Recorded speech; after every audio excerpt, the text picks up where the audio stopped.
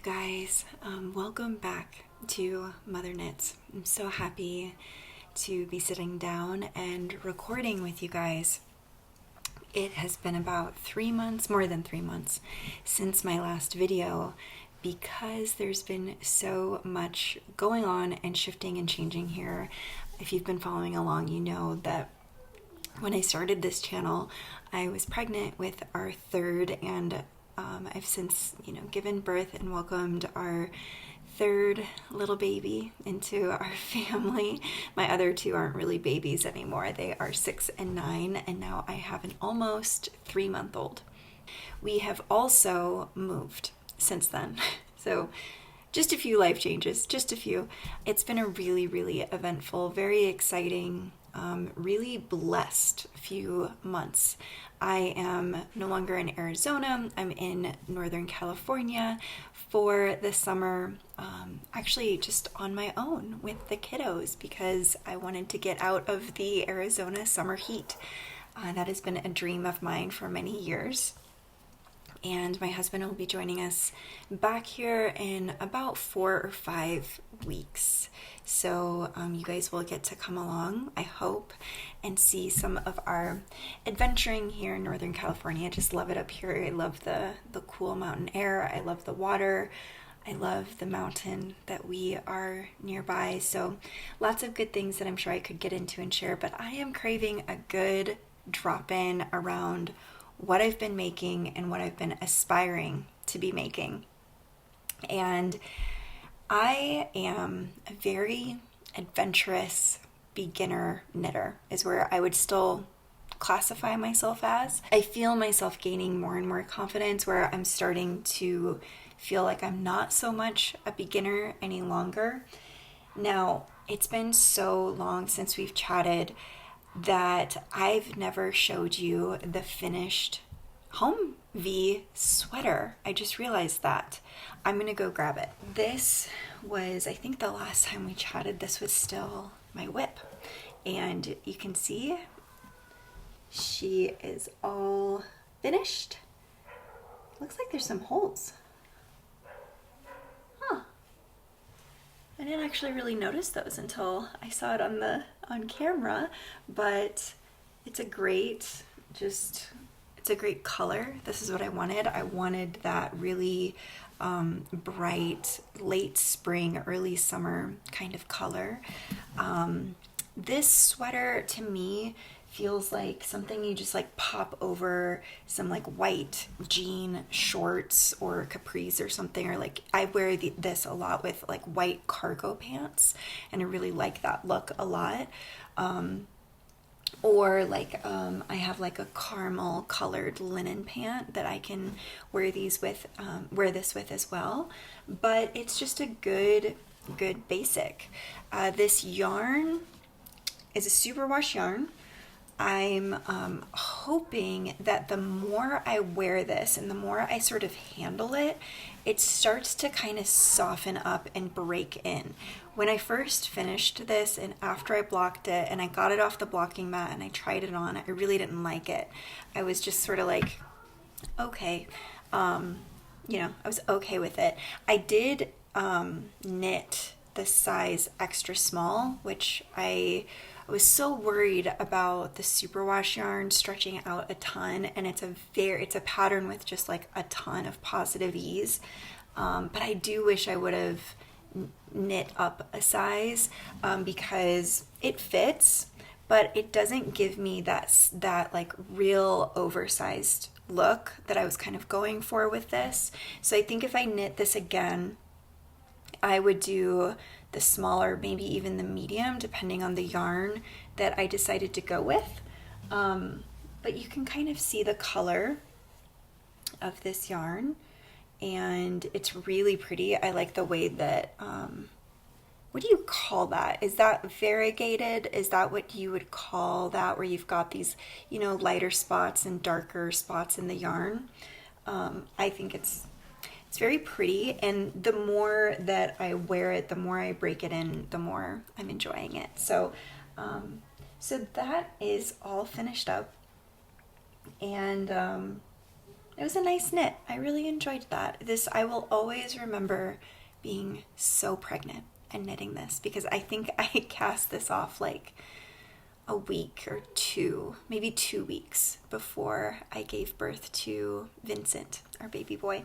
So it's very sweet that I'll always have that memory with him. So right before going into labor, right when I finished that home V sweater, I was really craving, well, I didn't know that this is what I was craving, but a mystery knit along popped up, and I had never done a mystery knit along.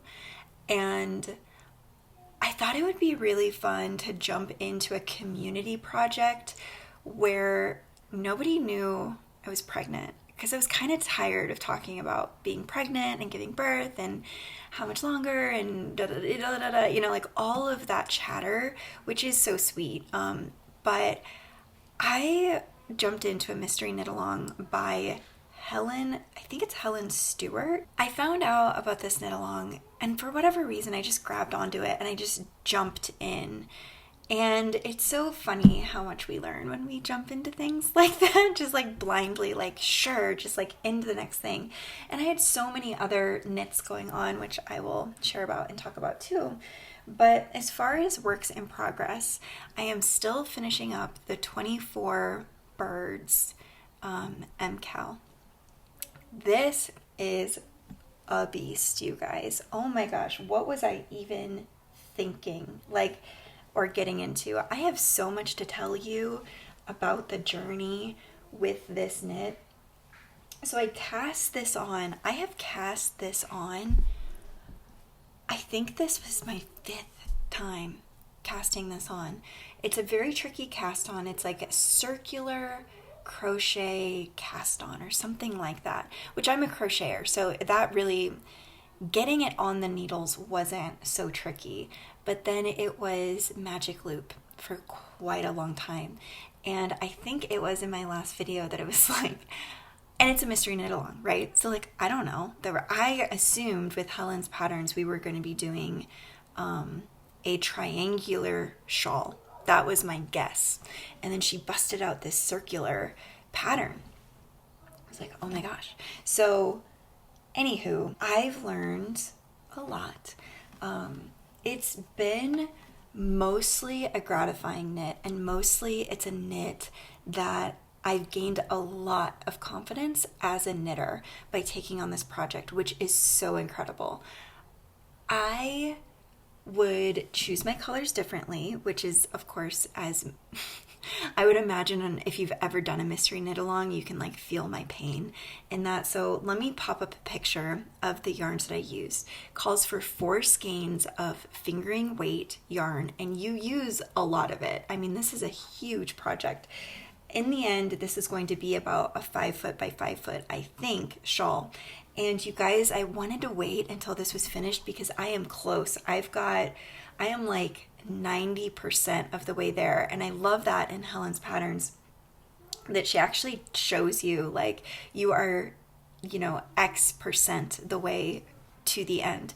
I am on the very home stretch of this, and I was like, I think I should wait until this is finished before I hop on and talk, to you guys about what I'm working on. But it is just taking a while because this thing is big. It's big. I can't even quite give you the scale of it because it's on the wire still, but it's pretty, you guys. I like the pattern a lot, and I was a little bit nervous about the colors that I chose. I've almost ripped it out a few times. I started with this one. How do I show you guys? With this one in the middle, and then it goes out to this kind of like tan and darker brown. Then I introduced this kind of light dusty blue, and then this is kind of the main star color, the pop of color that she recommends, which is Marigold from Vine. And I had really wanted to get my hands on her kits that she dyed up for this knit along, but it just wasn't happening. But I could get my hands on one skein of this Marigold, and I will end with this pink color. So I have learned so much about lace knitting, about how I process lace knits, my process with lace knitting. I've learned a lot about what works. These are all, I actually just removed the rings. I used all of these rings in this project the other night. Was it last night or 2 nights ago? I took out all of my markers that were dividing up the sections of repeats because I just needed those training wheels. And I think I've got about 15 more rounds, but each round is like nearly 600 stitches. So it's gonna come together, and I'm gonna block it, and I'm gonna show it to you guys, and I've got a special place that I want to put this, and I'm mostly happy with it.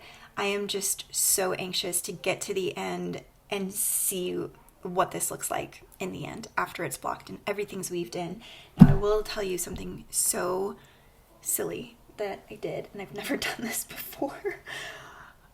There's 4 balls of yarn that you're juggling here with this project, and I was down to the last 2, alternating between the 2, and I'm gonna try to show this to you guys. And you're gonna hear my kiddos running around. We've rented out this cute little bungalow right at the base of a mountain, and this place is tiny. So you will definitely hear my kiddos in this episode and probably future episodes while we're staying here. So here's my final color, really soft, creamy, just little speckles of pink. And you guys, check this out. As I was knitting, the color prior to this one, I looped in, can you see this? I looped in a yarn over my yarn. So my ball of yarn is trapped in this loop. Does that make sense? Like as I yarned over this ball of yarn, and then I just kept knitting, and then I just kept going. And yesterday I'm knitting along, and I would have to tink back like a lot of stitches, like because these rounds are so huge, it'd be like 300 stitches to like get back in lace. So I'm not doing that. So now for the rest of this project, I have to just very carefully like floss this through, or what would you call that? Like so this is no longer a travel knit. This is like, I need to pay attention and finish this one well. So this one is just going on the coffee table and staying there until it is done. And I'm going to take my time and finish this really carefully. And there's all sorts of mistakes in this, you guys, but it's the first time I've ever taken on any sort of shawl and fingering weight for sure, and definitely my first time taking on such a massive all over lacework project. And I'm really glad that I did. I'm really proud of myself. I think I'm gonna like it in the end. I'm so excited to finish this up and show it to you in our next chat, and really dive into a bit more in the process of that knit. So yesterday, or whenever it was, maybe 2 days ago, when I realized that I did that yarn over with my yarn in that project, I got so discouraged. I don't know what it was about that, but I was just like, no, that it just really like brought me down. And because I was like, I'm not going back all of those stitches. I'm just gonna have to finish this project in this really, really mindful way. And I had been traveling all over with that thing, knitting it out in the woods, in the car, like just, I've been bringing it everywhere, to the park, to the kids' baseball. I signed them up for a baseball camp in this little town that we're staying in. And it can no longer be a travel knit. I've decided it needs to just stay at home. And for whatever reason, like I said, that it just really got to me that I did that. And so I've been monogamously knitting on that project, and put the, how do you say this? Is it Pohoēlē? This beautiful colorwork number that I started way back on March 1st. Is that right? I think so, March 1st is when I cast this guy on. And I love this sweater so much. I finished the Colorwork, as you guys can see, and I'm really happy with it. But you guys, I'll tell you, this is that adventurous beginner coming through. This is 3-stranded Colorwork, which they say is much, much harder than 2. And I think it is. And there's some purling in here. And this took a long time. There were some rows that just to get all the way around would take me over an hour because I was being so careful. What I didn't do as well as I would have liked in this Colorwork is really pay attention to color dominance. I was so focused on yarn management for this project that I didn't take as much care to pay attention to color dominance. So you know what I want to do when this is done? Because I picked this up just last night. I started working on one of the sleeves, and I was just, after that big guy, as it does, that 24 birds shawl, that circular shawl, has its moments of being meditative, but with having, like, I'm staying in this little bungalow by myself with 3 children, and like, it's not very relaxing in that environment.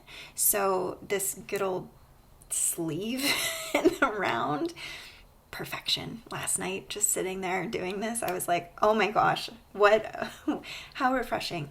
So anyway, but with this, the color dominance, I know it's not as good as it could be, and that is a bummer.